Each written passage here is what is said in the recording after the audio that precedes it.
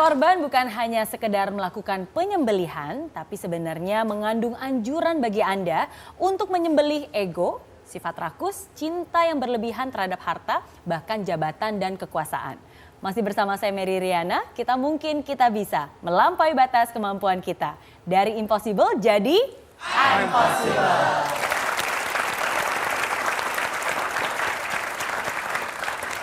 Pak Jamil kan seorang trainer, inspirator, tapi justru belajar berkorban dari seorang supir taksi. Belajar apa, Pak? Saya kebetulan punya falsafah hidup bahwa setiap orang itu murid sekaligus guru. Dan di sela-sela kesibukan saya, kadang saya bilang sama driver saya, kamu nggak usah kerja, kenapa? Saya mau naik taksi, supaya saya dapat pencerahan baru.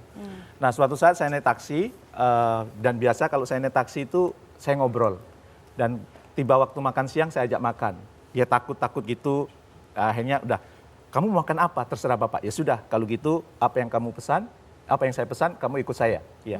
Nah, sebenarnya apa? Sebenarnya karena saya ingin menggali ilmu dari dia. Karena waktu saya masuk itu kok sopan, baik, dan sebagainya itu. Akhirnya saya tanya, rumahnya di mana Mas? Rumahnya di Tangerang, jauh. Poolnya Keramat Jati. Keramat Jati Tangerang itu, Keramat Jati ke rumah itu berapa lama? 4 jam. Terus tidak tinggal di mes, enggak, pulang pergi. Loh, kenapa pulang pergi? Karena di situ ada ibu saya. Saya ingin setiap hari ketemu dengan ibu saya. Loh, sampean berangkat jam berapa? Jam 3. Sampai rumah? Sekitar jam 11 atau kadang jam 12. Hah? Cuma 3 jam, kemudian balik lagi. Kenapa enggak di mes? Enggak, karena saya ingin mencium ibu saya. Setiap saya mau berangkat kerja, saya ingin mencium ibu saya. Maksudnya gimana? Gini Mas, saya itu ingin mengumrohkan ibu saya. Dan saya bisa dapat hadiah umroh kalau selama di pool taksi ini, selama 2 tahun berturut-turut saya menjadi karyawan terbaik. Dan supaya kalau nanti saya dapat hadiah umroh, hadiah itu akan saya berikan kepada ibu saya. Dan supaya itu terwujud, maka saya sebelum berangkat, saya harus mencium tangan ibu saya. Walaupun saya capek, saya lelah. Kenapa? Karena itu adalah bentuk pengabdian saya. Kalau dalam konteks ini, bentuk pengorbanan saya kepada orang tua saya. Maka sebelum berangkat saya harus pasti mencium ibu saya. Loh, apa ibu sudah bangun? Iya, ibu juga sudah bangun. Dan kadang-kadang bangunnya hanya sekedar ingin saya cium. Maka begitu saya mendengar cerita itu, saya langsung pulang ke Lampung. Nemuin bapak ibu saya. Ya, ternyata supir taksi ini pengorbanannya jauh lebih besar dibandingkan saya. Dan kemudian saya pulang, saya peluk bapak saya, dan kemudian saya cium ibu saya. Kata ibu saya, tumben ya. Sopir ini namanya Asep, ya. Asep Setiawan, ya. Dan begitu itu saya tulis di blog, ya banyak yang mau menawarkan untuk memberangkatkan umroh ibunya. Tapi hebatnya Asep tidak. Saya akan memberangkatkan ibu saya dengan jerih payah saya, bukan dari pemberian orang lain.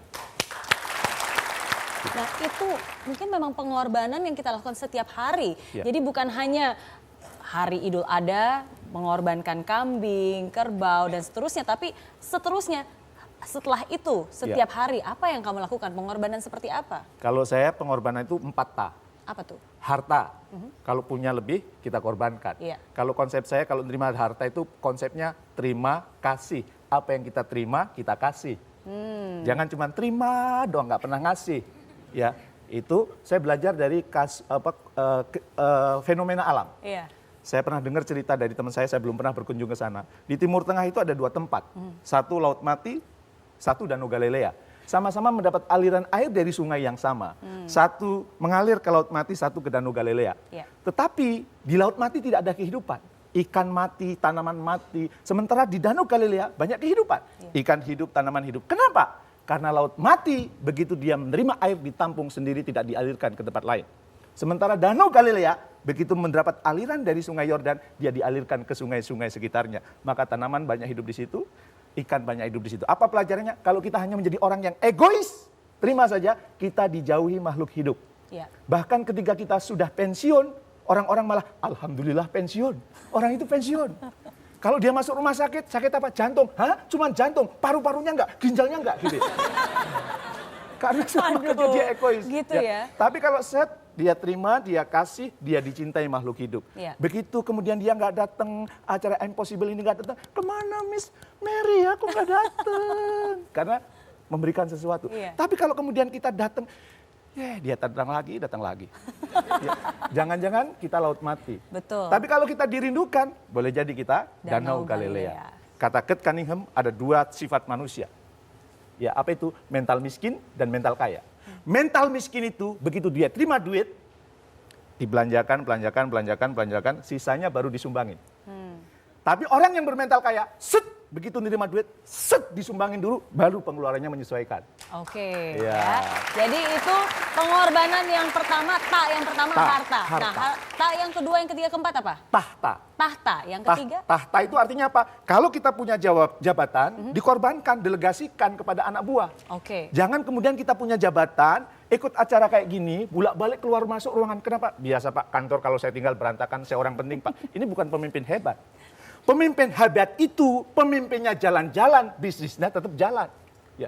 Kenapa? Karena dia punya anak buah yang hebat. Ya. Kenapa? Terbiasa mendelegasi tugas. Di Indonesia ini kereta paling cepat adalah Argo Bromo, Argo Lawu. Jakarta, Surabaya ditempuh kurang lebih 10 jam. Lokomotifnya ada di mana? Ada di depan gerbong. Di depan, iya. Tahun 2012 saya pergi ke Jepang. Jarak yang sama seperti Jakarta, Surabaya hanya ditempuh 3 jam. Naik apa? Shinkansen. Lokomotifnya ada di mana? Lokomotifnya ada di setiap gerbong. Artinya apa? Kalau bisnis kita itu mau melaju cepat, maka kita harus menciptakan lokomotif di setiap gerbong. Kita harus mampu mengorbankan, mendelegasikan tugas-tugas kita kepada tim kita. Supaya dia menjadi pemimpin Shinkansen. Iya. Tidak lokomotif kereta Jadi biasa. harus jaga diri juga ya, jangan sampai kita terlena terhadap tahta. Iya. Jadi mengorbankan harta, mengorbankan tahta. Yang ketiga? Kata. Ilmu. Harus dikorbankan juga? Ilmu dikorbankan. Maksudnya apa tuh? Kita berikan. Saya walaupun saya menjadi trainer di berbagai perusahaan, tapi saya juga punya momen-momen yang itu saya memberikan training gratis. Ya. Saya korbankan. Dan punya ilmu itu dibagi. Dan ternyata semakin kita membagi ilmu, semakin banyak ilmunya. Ya. Kenapa? Karena kalau kita mau bagi ilmu kan harus belajar lagi. Saya mau tampil ke sini aja baca-baca lagi. Ini nanti ketemu Mirian aja udah grogi duluan ya kan? Aduh, bisa aja. baca lagi. Oh, ini. Bahkan akhirnya saya menemu makna berkorban ini gara-gara mau tampil di sini. Apa? Berkorban dengan memberi itu ternyata beda. Kalau memberi, saya punya permen, saya kasih itu memberi. Iya. Kalau berkorban itu harus memberikan yang kita cintai. Wow. Iya. Jadi Gitu ya. iya. Jadi jangan hanya memberi, ya saya nggak butuh, ya udah deh ini saya beri, itu bukan Misalnya ada berkorban. orang nyumbang baju layak pakai, Iya. itu bukan berkorban. Wong sudah nggak layak dipakai disumbangin. Iya. Itu memberi. Tapi kalau berkorban, aduh baju batik ini bagus banget. Aduh gue masih seneng makainya. Tapi dia itu naksir ke batikku, aku kasih, aduh sebenarnya masih saya. Itu berkorban. Berkorban itu ada perasaan kehilangan, tapi kemudian karena ada unsur cinta, jadi tulus, jadi rela. Harta, tahta, kata. Nah yang keempat terakhir. Cinta. Cinta juga harus dikorbankan. Iya, cinta itu perhatian. Oke. Ya, kadang-kadang ada orang curhat, sahabat kita soulmate, kan kita mengorbankan waktu untuk dengerin. Kadang-kadang kita mengorbankan waktu kita seperti tempat sampah untuk curhatan dia, tapi kita dengerin, itu kan pengorbanan. Saya walaupun usianya 48 tahun, kadang-kadang masih mengorbankan diri, masih main peta umpet sama anak saya. Iya, kadang-kadang ngumpet dicari lama nggak ketemu. Iya. Karena mohon maaf, anak saya yang terakhir ini IQ-nya cuma 90. Sampai usia 4 tahun dia nggak bisa ngomong. Salah satu terapinya adalah dengan minta umpet. Saya pernah ngumpet lama nggak dicari. Namanya Ijul ya. Ijul! Kakaknya yang jawab, Ijul ke taman Pak. Heh? Lo kenapa? Lagi main peta umpet sama bapak. Yo nggak tahu Pak. Saya susul ke taman. Nah, kamu main ke taman nggak ngomong sama bapak. Lo kenapa harus ngomong Pak? Lagi kita masih peta umpet. Kalau kamu nggak ngomong kan bapak ngumpetnya kelamaan. Dan apa jawaban Ijul? Emang kalau bapak berangkat ke kantor, bapak selalu pamit sama Ijul? Enggak. Kenapa sekarang Ijul harus pamit sih? Bapak jahat amat sih. Iya. Dan sekarang kalau saya berangkat pagi, dia belum bangun, saya masuk kamarnya, saya peluk. Nak, bapak berangkat ya, I love you. Oh, luar biasa ya. Iya. Jadi harta, tahta, kata, dan cinta. Nah, Pak Dedi, gimana nih menurut Pak Dedi 4 hal yang tadi dibagikan membuat berkorban itu keren? Ada yang bisa ditambahkan dari mungkin? kisah Pak Asep yang Pak Jamil ceritakan, seorang supir taksi yang hanya tidur mungkin hanya 3 jam, jangan-jangan hanya 2 jam. 1 jam itu mandi untuk persiapan dan lain sebagainya.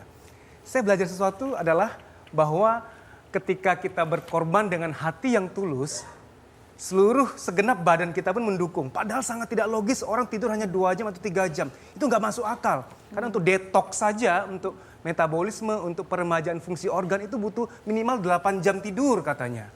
Ya. Dan saya melihat ada suatu kekuatan. Ternyata hati yang tulus untuk berkorban itu menguatkan segala sumber daya yang dibutuhkan.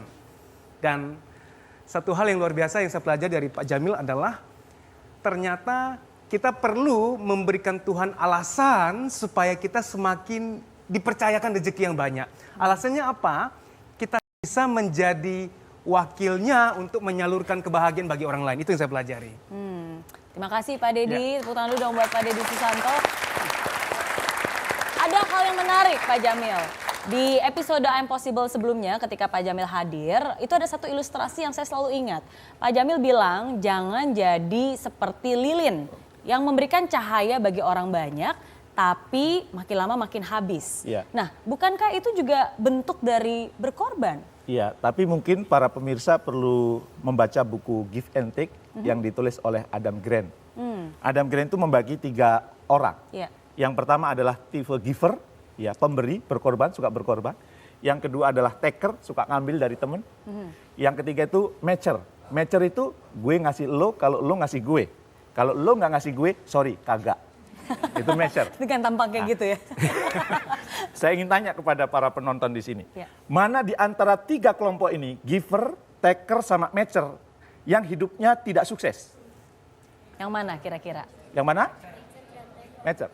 Matcher. Ternyata menurut riset ini, yang hidupnya tidak sukses adalah giver. Tukang ngasih. Saya ingin tanya lagi, mana di antara 3 kelompok ini, giver, taker, sama matcher, yang hidupnya paling sukses? Ternyata menurut riset ini, giver lagi. Orang yang hidupnya taker, hanya ngambil dari temennya, transaksional, hanya ngambil. Dan orang yang matcher, gue ngasih, kalau lu ngasih, kalau lu enggak, gue enggak. Itu ternyata hidupnya mediocre, rata-rata. Jadi peluangnya kalau kita ingin lebih sukses dibandingkan yang lain-lain, tidak hidup di atas rata-rata, kita perlu menjadi giver. Iya. Cuman resikonya giver itu bisa juga menjadi orang yang di bawah rata-rata. Iya, ini membingungkan. Yang giver yang berkekurangan ini yang mentalnya seperti lilin. Maksudnya? Mampu menerangi sekitarnya tapi dirinya musnah.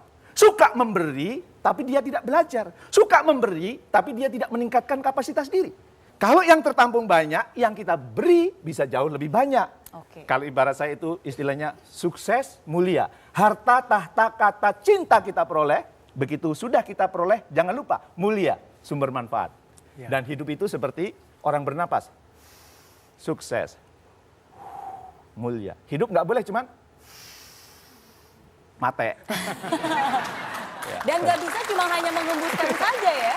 Nggak Betul bisa tidak? juga. Nggak bisa hanya menghembuskan saja. Hidup juga nggak boleh cuman. Itu artinya apa? Kita nggak mau ngejar kesuksesan, tapi kita ingin memberi banyak manfaat.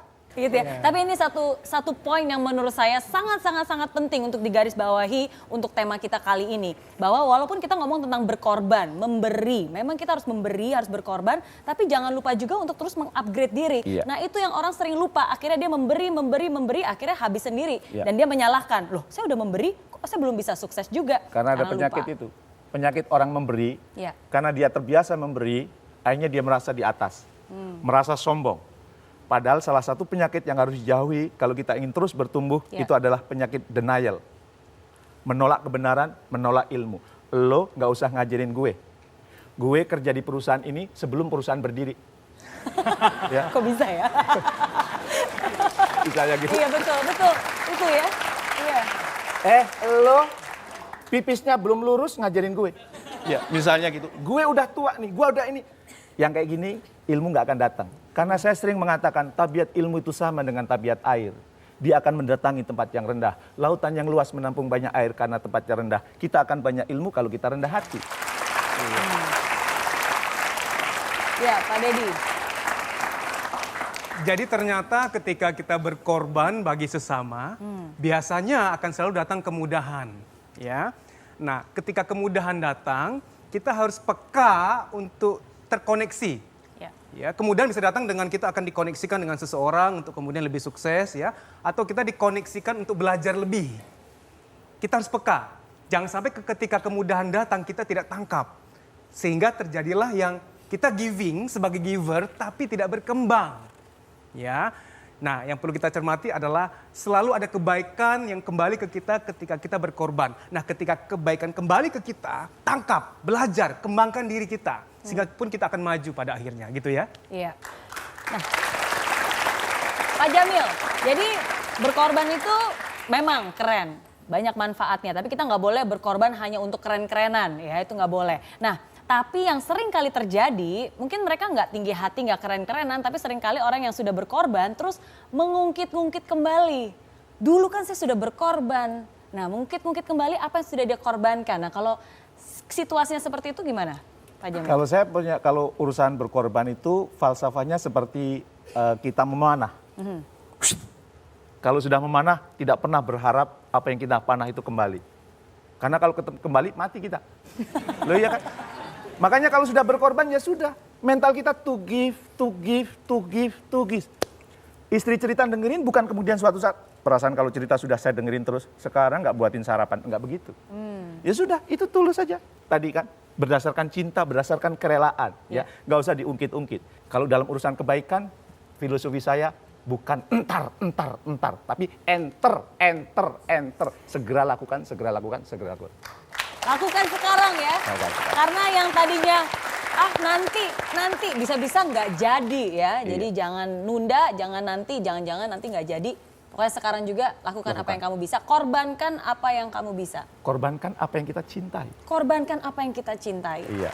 Jadi jangan menjadikan ketiadaan pujian sebagai alasan untuk Anda berhenti menebar kebaikan. Jangan kemana-mana karena Impossible akan kembali dari Impossible jadi Impossible.